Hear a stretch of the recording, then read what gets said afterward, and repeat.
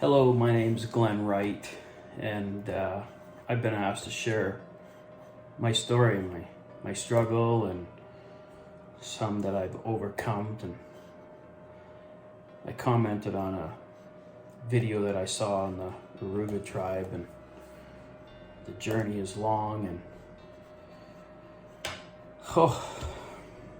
I've been clean and sober for 30 years, and that doesn't mean every day is great, but I just haven't found one bad enough to drink yet, or to do drugs. And my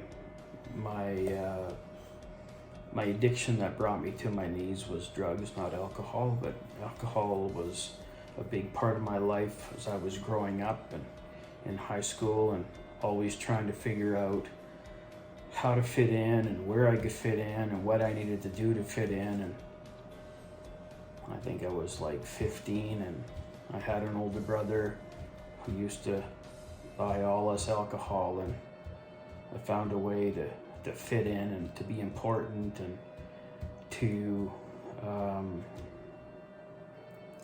be somebody that people wanted to be around.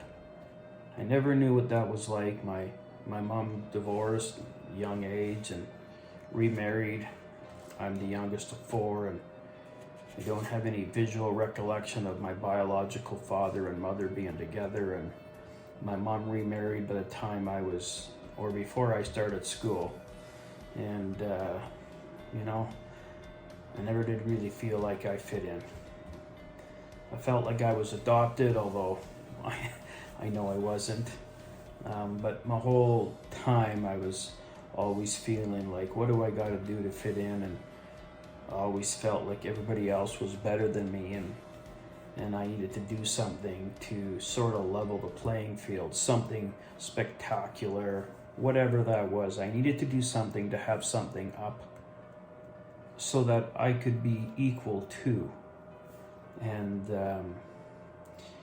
I still struggle with that today, but drugs and alcohol seem to take me to places and help me to do things that I wouldn't normally do.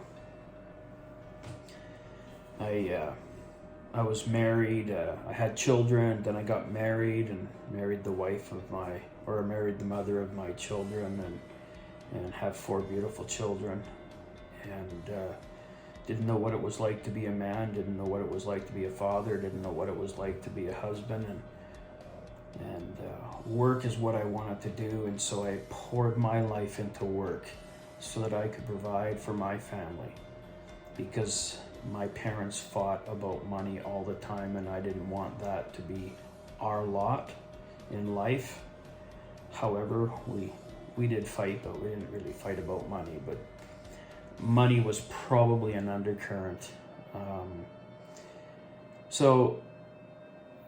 Somehow or another I found AA, and I used that organization and various organizations since then. October 22nd, 1989, they told me, never forget your sobriety date or you may end up going back. So I was fortunate enough to have a son born on my 1-year sobriety date, and that really helped me in the beginning years of trying to start moving forward. I went out and got a sponsor and listened as best I could, because I knew that my best shot at life had taken me to places I really never wanted to go. I had no direction.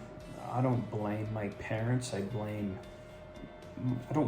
take responsibility for myself. Events happened to me in my life. I attached a meaning to the event, and then other events happened and I attached a meaning to them and made them mean the same thing as the events that happened previously.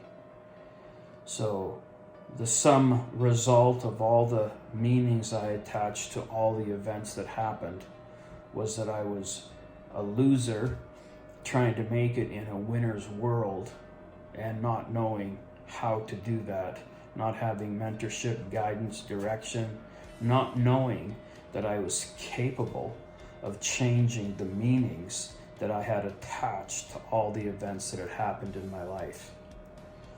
So I've spent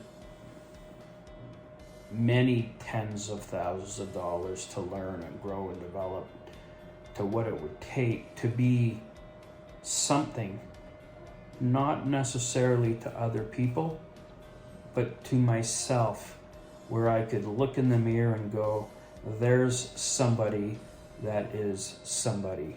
Not that I needed to be somebody for somebody else, but I always felt like that was the case. And it was, has been, still is at times a challenging thing. I sometimes feel like I should be someplace further along in life, yet I know that many people look and admire where it is I'm at and what it is I've accomplished.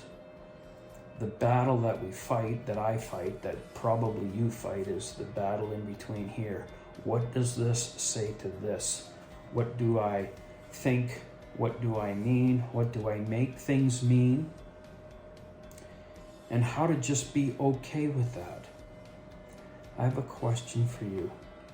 What if that emptiness that you're feeling needs to be filled, never gets filled, but you could learn to be okay with it? One of the greatest things I've learned in my life, and I don't apply it every day, but when I apply it, I am the most calm and serene.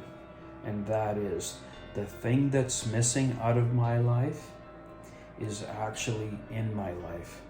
And I hold the keys to it. I can change my mind. I can change the meaning that's attached, that I've attached to all the events that happened in my life.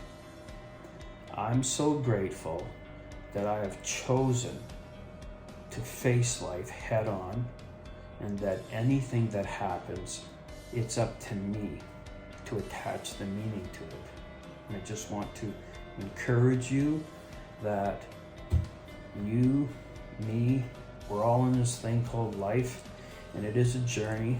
There is no destination, and we need to learn to enjoy the journey. Thanks.